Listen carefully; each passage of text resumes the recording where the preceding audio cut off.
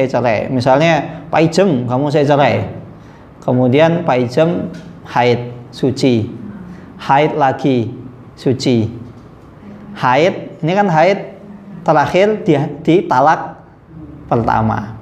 Kalau suaminya itu kembali kepada istrinya, maka tidak perlu apa?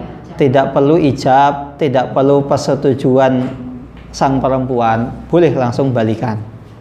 Tapi kalau misalnya sudah haid ketiga di talak pertama, kemudian mandi, maka kalau pengen balikan lagi harus nikah ulang, saksi, ada mahar dan lain sebagainya, kayak seperti nikah umumnya. Nah, kemudian itu kan sudah rujuk kembali. Nah, suatu ketika akhirnya terjadi, misalnya suaminya marah, kamu saya cerai, ini jatuh talak berapa? Kedua. Nah, talak kedua ya sama aturannya kayak tadi. Haid pertama masih boleh rujuk, haid kedua masih boleh rujuk, haid ketiga ketika sudah mandi maka sudah tidak bisa rujuk.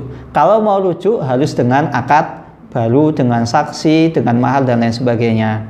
Nah, taruhlah ketika talak kedua sebelum sang perempuan itu mandi di haid ketiganya, kemudian rujuk kembali, balikan dengan suaminya, sudah kemudian 10 tahun kemudian suaminya mangkel, kamu saya cerai, hati-hati, ini sudah tidak bisa rujuk kembali.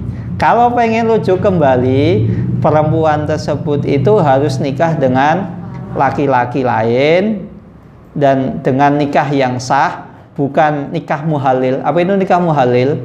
Misalnya sang perempuan itu sang laki-laki ngomong kepada tolong nikahin mantan istri saya, kemudian setelah 1 minggu kamu ceraikan biar bisa balik sama saya. Itu namanya nikah muhalil, yaitu nikah biar halal. Maka itu nggak boleh, harus nikah yang nikah syar'i dan bukan nikah yang direncanakan gitu loh, dibuat-buat.